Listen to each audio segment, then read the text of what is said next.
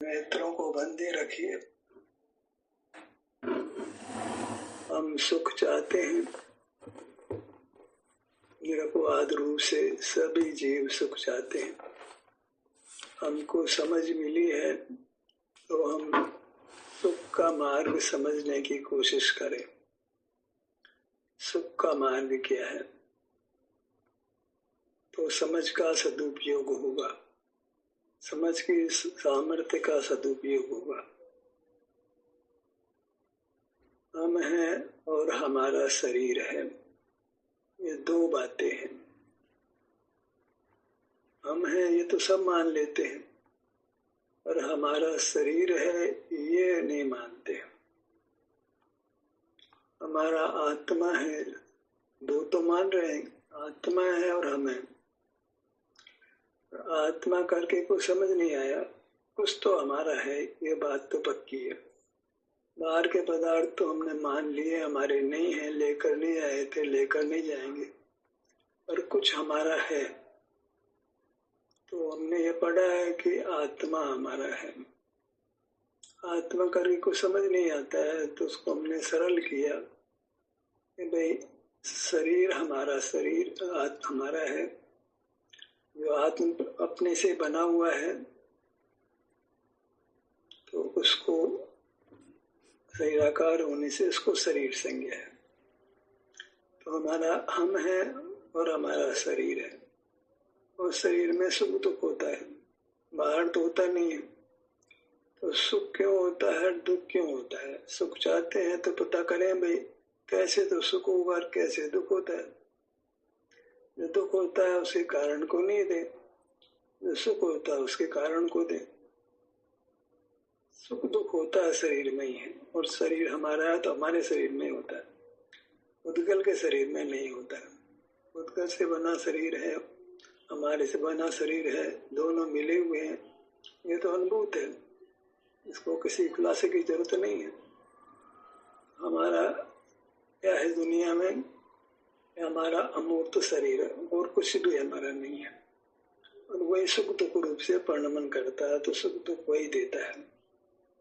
तो वह दुख रूप से परिणमन क्यों करता है, सुख रूप से परिणमन क्यों करता है?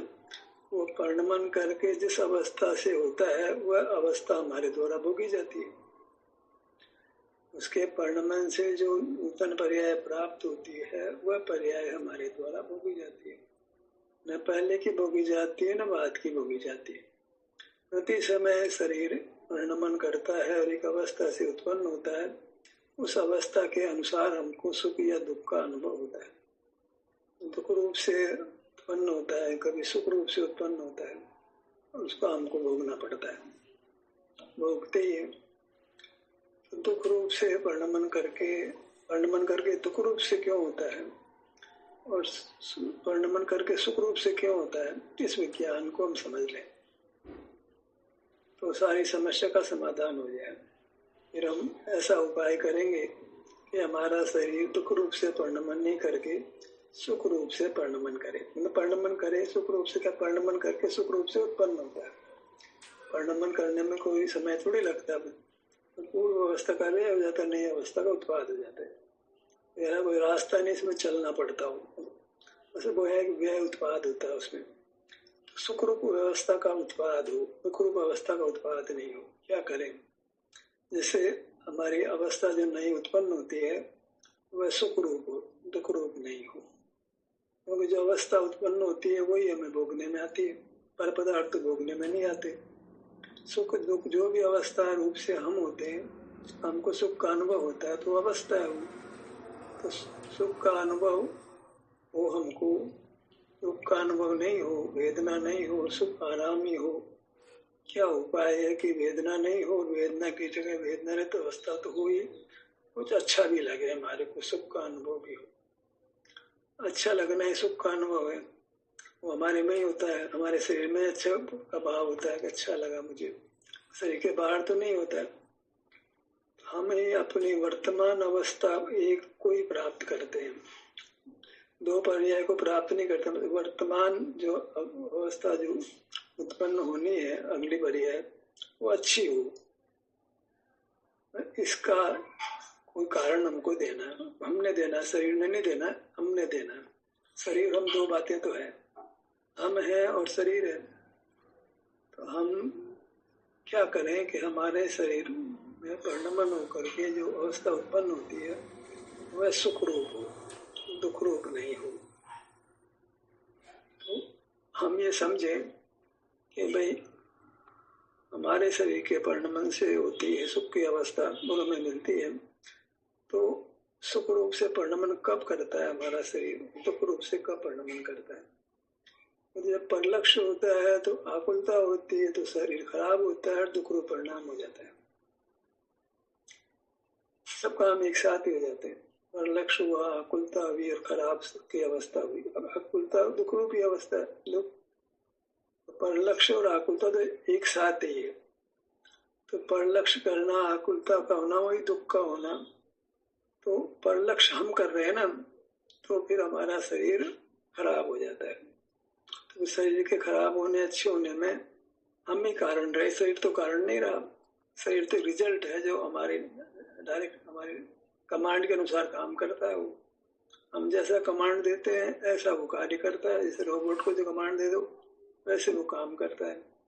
हमारे शरीर को जो कमांड देते हैं उससे वो काम करता है। हम अपने शरीर के सन्मुख होते हैं, तो एक कमांड दिया हमने, तो वो सुख रूप से परिणमन कर जाएगा। हमने परलक्ष्य किया तो शरीर को कमांड मिला दुख रूप परिणमन करने का, वो दुख रूप से उत्पन्न हो जाता है, हमें दुख का अनुभव होने लगता है। तो शरीर अच्छा हो या बुरा हो, स्वस्थ हो या स्वस्थ हो, ये हमारे पर निर्भर रहा, शरीर पर निर्भर नहीं रहा। शरीर तो है, वो हमारे कमांड की अपेक्षा करता है। हम क्या है, हम क्या है, जो है सो है, हम में मैं हूं ना बस। तो मैं लक्ष्य करने वाला समझो, मैं लक्ष्य करता हूँ।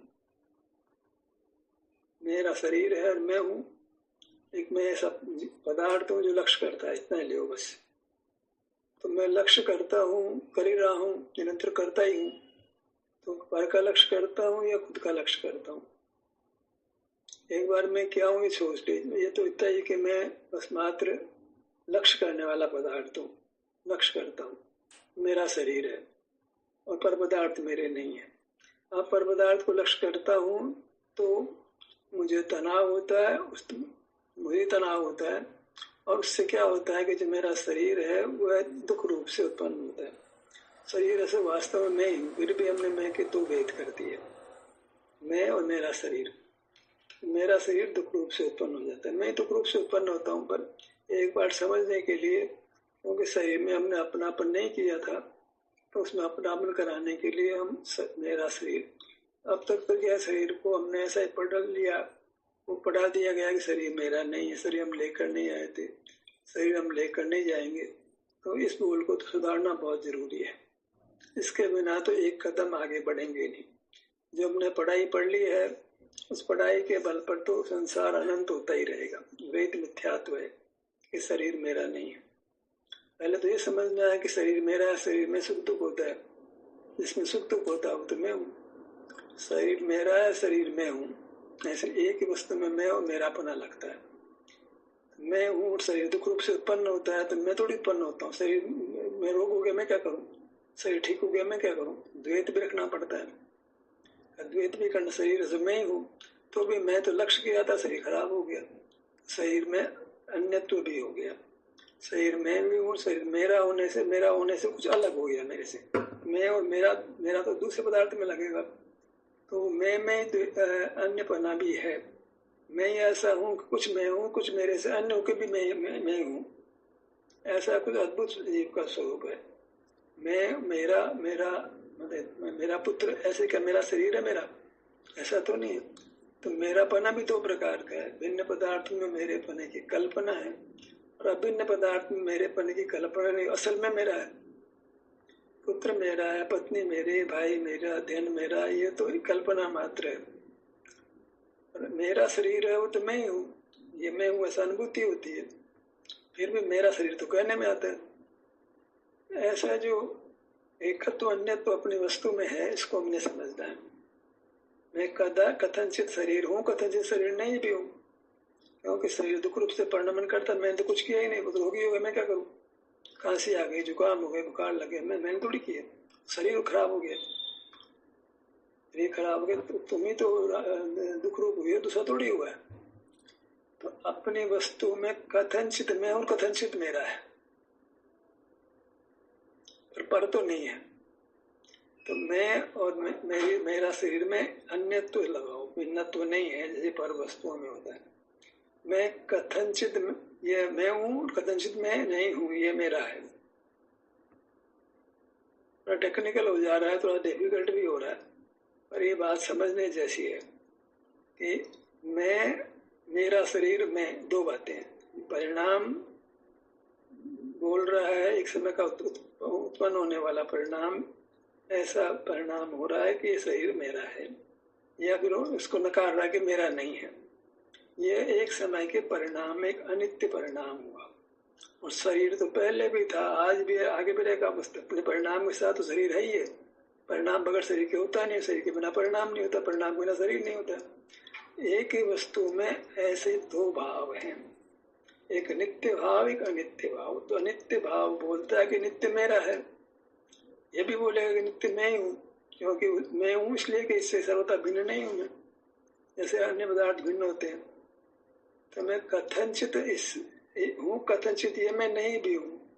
नहीं हूँ ये तो व्यवहार मात्र है, क्योंकि इसमें कुछ कार्य ऐसा होता है जो मेरे बस के बाहर होता है, मेरा अधिकार ही नहीं होता है। ये अपने आप बड़ा हो रहा है, बचपन से बड़ा हो गया, फिर और बड़ा हो गया, फिर बुढ़ापे में थोड़ा कम भी होने लग जाए, सिकुड़ जाए, मोटा हो जाए, मेरा क्या अधिकार उसमें। तो कुछ ये पदार्थ मैं हूँ, फिर भी कुछ मेरे से अन्य भी है, क्योंकि मेरा इसमें जोर नहीं है। परिणाम पर तो मैं इसको विषय करूँ नहीं करूँ, इसमें तो मेरा जोर है। ये तो परिणाम तो एक समय का, एक एक समय के परिणाम में तो मेरा जोर चल रहा है, और शरीर में मेरा जोर नहीं चल रहा। शरीर पर आया भी नहीं, मेरा ये, इसी को काटो तो मैं कटता हूँ, इसको जलाओ तो मैं जलता हूँ। तो इसमें जो द्वैत है, कथनचित द्वैत बना है, इसको हमने समझना है, क्योंकि इसके परिणमन से वर्तमान अवस्था में उत्पन्न होता हूँ, मैं नई अवस्था को प्राप्त करता हूँ। नई अवस्था रूप से मैं उत्पन्न होकर के मैं नई अवस्था को प्राप्त करता हूँ। ये द्रव्यार्थिक न पर्यायार्थिक न कि दो बातें हैं, वस्तु दो बातें से वस्तु जानी जाती है।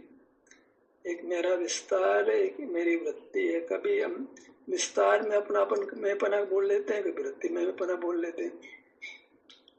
कब हम विस्तार में पना बोल रहे हैं, कभी विस्तार को मेरा कह रहे हैं, कभी शरीर में हूँ, कभी शरीर मेरा है। तो बात हम कहेंगे, कभी इसको मैं कहूँगा, कभी मैं मेरा कहूँगा। तो मेरे पास ऐसी दो चक्षु बनी है, दो चिंतन बना है कि मैं कभी शरीर को मैं कहूँ, कभी शरीर को मेरा कहूँ। कभी मैं नित्य में एकत्व भाव करूंगा, कभी अनित्य में एकत्व भाव करूंगा। मैं तो हूँ, शरीर तो परिणम रहा है, शरीर में तो जो है बीमारी हो रही है, स्वास्थ्य हो रहा, सुख हो रहा, दुख हो रहा, मैं क्या करूँ। दर्द हो रहा, मैं क्या करूँ। दर्द ठीक हो गया, मैं क्या करूँ। नींद आ गई, मैं क्या करूँ। नींद जाकर ठीक हो गई, मैं क्या करूँ। शरीर में एक प्रकार का मेरे शरीर में परिणाम हो रहा है, मैं उसका सीधे करता नहीं। मैं तो इसको विषय करूं नहीं करूं, ऐसा एक पदार्थ हूं। मैं पर को विषय नहीं करूं, पर को विषय करूं, पर को विषय नहीं करूं, इस पे तो मेरा अधिकार है। बीमार होना, ठीक होना तो मेरा अधिकार, मैंने दूसरे के हाथ में, और दूसरा भी नहीं हो तो मैं ही। ऐसा जो कंफ्यूजन क्रिएट होता है, इसको हम अच्छी तरह समझ लें कि हम लक्ष्य करते हैं और पर का या पर का लक्ष्य नहीं करते हैं। तो समय सार में तो पहले ही कहा कि जानता और परिणमन नहीं करता है। परिणमन तो अपने आप होता है, जानता ये है। हम ये कहना चाहते हैं कि जानने रूप परिणमन हम कर रहे हैं, ये हमारा दोष है। और जानने रूप परिणमन नहीं करते हैं तो स्वतः ही हमको सुख रूप परिणाम होता है। हमारा शरीर सुख रूप से परिणमता हुआ, हमको सुख का अनुभव हमको होता है। ये कुछ अति हो गई हमारे में, अधिकता हो गई कि हम जान रहे और परिणमन कर रहे हैं। अब जानना बंद कर दें, केवल परिणमन हो जाए। जड़ पदार्थ जानते नहीं है, केवल परिणमते हैं, तो उनको दुख नहीं होता है। हमारी एक सरप्लस एंट्री हो गई, अनादि से एक सरप्लस एंट्री चल रही है कि हम जान रहे हैं। और फिर से परिणाम गड़बड़ हो रहा है। एक अधिकता है हमारे में अनादि से, एक ये विभाव, ये कलंक हमारे साथ चल रहा है। जैसे स्वर्ण के खान है, उसमें मिट्टी साथ चल रही है, पीतल की जो भी धातु में खान है, आयरन की खान है, और किसी की भी उसमें कुछ अशुद्धि साथ चल रही है। हमारी क्या अशुद्धि साथ चल रही है कि हम पदार्थों को जान रहे हैं, बस इतना सर, ये सरप्लस एंट्री हो गई। इससे फिर हमारा शरीर रोगी हो रहा है, हमको दुख का अनुभव हो रहा है, राग हो रहा है, द्वेष हो रहा है, नाना बातें हो रही है। पदार्थ मिल गया ना, सोना तो कोई पदार्थ धातु हो तो नरम, पर वो किसी साथ मिलकर कठोर हो जाए, या तो नरम पर मिलकर कठोर हो जाती है। ऐसे हम हैं तो सुख हमारे शरीर में हो तो सुख का परिणाम, पर क्या हुआ कि दुख का परिणाम क्यों होने लगा कि हम जानने लगे, पदार्थों को जानने लगे। अनादि से ही ऐसा कलंक हमारे साथ लगा, एक्स्ट्रा मिट्टी लगती है ना धातु में, स्वर्ण पाषाण में, ऐसे जानना रूपी कलंक हमको अनादि से चल रहा है। ये जानना नहीं पदार्थों का तो फिर परिणाम नहीं होगा, सुख का परिणाम होगा। भगवान को सुख का अनुभव क्यों होता है? ये जानने रूपी कलंक को उन्होंने मिटा दिया। उन्होंने जानना बंद किया, उसी का उन्होंने अभ्यास किया, सुख का परिणाम होने लगा, जानने का कलंक पूरी तरह मिट गया। जानने को ज्ञान कहते हैं। तो ज्ञान एक कलंक हमारे साथ अनादि से लगा है। अब ज्ञान को तो डंडे क्यों मारते हो? अब स्वर्ण के साथ जो मिट्टी लगे उसको तो करेंगे ना भाई, उसके साथ कोई दया थोड़ी बरतेंगे, तब सोना कांतिमान नहीं होगा, पीला नहीं होगा। ऐसे ही हम सुखरूप भी नहीं होंगे। जो कलंक ज्ञान हमारे साथ लगा है, इसको इंद्रिय ज्ञान कहें, कुछ भी कहें, वो जब तक रहेगा तब तक सुख का अनुभव नहीं होगा, सुख रूप से परिणाम नहीं होगा। हम नहीं करेंगे, अपने आप सुख होता है, शरीर में अच्छा लगता है अपने आप ही, जब ज्ञान नहीं करते तो नहीं जी, हम तो अपना लक्ष्य करते हैं, ये तुम भले कहो, पर वास्तव में जो स्थिति भगवान की होती है वो लक्ष्य नहीं करते। तुम मानो या ना मानो, तुम्हारी मर्जी है। तुम तो भाई ज्ञान वाले हो, तो तुम मान लो, तुम्हारे हाथ की बात, तुम ज्ञान वाले हो ना। तुम तो कहनी हम हमारा ध्यान लाते हैं, ऐसे भगवान को भी सुख के लिए अपना ध्यान अपनी ओर लाना पड़ेगा। हमने तो जिद है हमारे, तो हम तो ध्यान करते हैं जी, हम तो ध्यान करते हैं तब सुख होता है हमारे को। ये भी एक जिद है हमारी, अच्छी खासी जिद है। हम ध्यान करते हैं तो सुख होता है, करते हैं तो करते रहो ना यार, छूट क्यों जाते हो? ज्ञान में कैसे आ जाते हो? नहीं चाहते हो भी, ज्ञान क्यों नहीं लग गया तुम्हारे को? सब अभ्यास से हो जाएगा। अरे कितना ही अभ्यास करो, कर्ता भाव है ये, जरूरत नहीं है इस भाव की। तुम्हें तो कलंक मिटाना है, बस मिट्टी हटाना है, पीला नहीं करना स्वर्ण ने अपने आप को। पीला तो हो ही जाएगा वो, नहीं तो मैं अपने आप पीला करता हूँ जी, मैं पीले रूप से परिणमन करता हूँ, तो पीले पीले का मैं करता हूँ भाई। इस अपेक्षा तो हम भी मान रहे हैं कि तुम सुख के करता हो, उस समय तुम अपने में ही हो, पर में नहीं हो, पर लक्ष्य नहीं कर रहे हो। और पर लक्ष्य नहीं कर रहे हो ना, ज्ञान रूपी कलंक को तुम मिटा रहे हो जो तुम्हारे लगा हुआ है। ज्ञान का कलंक ऐसा जबरदस्त लगा है कि मुनि बन जाए तो नहीं छूटता, पंडित बन जाए तो सारे साथ पढ़े तो नहीं छूटता है। ऐसा पक्का कलंक लगा है हमारे। पक्का रंग लग जाता है ना कपड़े के, छुड़ाए छूटता ही नहीं, साबुन लगाओ कुछ भी लगाओ छूटता ही नहीं। कुछ ऐसे ही हमारी दुर्गति हो रही है। ज्ञान का कलंक इतना जोरों से चिपका है, ज्ञान तो करना ही पड़ेगा जी, ज्ञान तो होगा ही। रोटी कौन कैसे खाएंगे, कपड़े कैसे पहनेंगे, मगर ज्ञान के क्या होगा? जिंदगी चलेगी बगैर ज्ञान के? हमने ज्ञान को आत्मसात कर लिया, जो उद्गल के संबंध से हो रहा था, जो कलंक के रूप में मिला था, उसको हमने अपना स्वभाव मान लिया। वो तो होगा ही, ज्ञान तो होगा ही जी। ज्ञान कैसे नहीं मिटेगा? स्वर्ण तो मिट्टी रहेगी। हम तपाते हैं ना, स्वर्ण को तो अपने आप को नहीं तपाता, वो तो उदाहरण मात्र पुद्गल का। तो पर इतना है कि हम वास्तव में जानने रूप परिणमन कर रहे हैं, क्योंकि हमें होश नहीं है। कलंक है, हम कलंक की खबर ही नहीं है क्या हो रहा। कि जीवन में इतना बुढ़ापा आता है, रोग आते हैं, मर जाते हैं, आखिर हो क्यों रहा है? मामला क्या है? इसके पीछे कारण क्या है? अब कर्म का उदय। कर्म दुख देता है क्या? तुम्हारा क्या दोष है? कोई कष्ट देता है, हमें कष्ट होता है ऐसा तो माना नहीं गया। करता कर्म तो उधर में होता नहीं। तुम्हारा दोष क्या है? हम राग कर रहे हैं। राग क्या करें? अच्छी वस्तु लगती राग हो जाता है, हम क्या करें? नहीं, मत करो राग। नहीं पार पड़ेगी। अच्छी लगती है, उसको पाने के लिए नहीं मिले तो आत्महत्या कर लेते हैं। तो लड़के को लड़की को आपस में इतना प्रेम हो गया कि नहीं मिले तो आत्महत्या कर लेते हैं। अब नहीं करो ना आत्महत्या। नहीं नहीं नहीं, अब हमसे नहीं जी सकते, हम नहीं जी सकते। ज्ञान हमको कितना परतंत्र करता है। ना ज्ञान किया होता तो मरने मारने का प्रसंग आता है? नहीं आता ना। ये ज्ञान का कलंक हमको लगा, इसको कि स्वभाव मान लिया गया, तो स्वभाव को माने कलंक कौन मिटाएगा उसको? जो राग का, द्वेष का, मोह का हेतु था, उस हेतु को तो हमने स्वभाव मान लिया। और हमारे साथ कोई नहीं, सबके सब स्वभाव मान रहे हैं। सारे कुएं में भांग पड़ी। अब क्या करो आप? सर्वत्र भेड़े ही भेड़े चल रहे, कुछ शेर दिखता ही नहीं है जो दूसरी बात करे। सारी दुनिया से बैर थोड़ी कर सकते हैं। जिस सब समाज में रहते हैं उससे बैर कैसे ठानेंगे बताओ?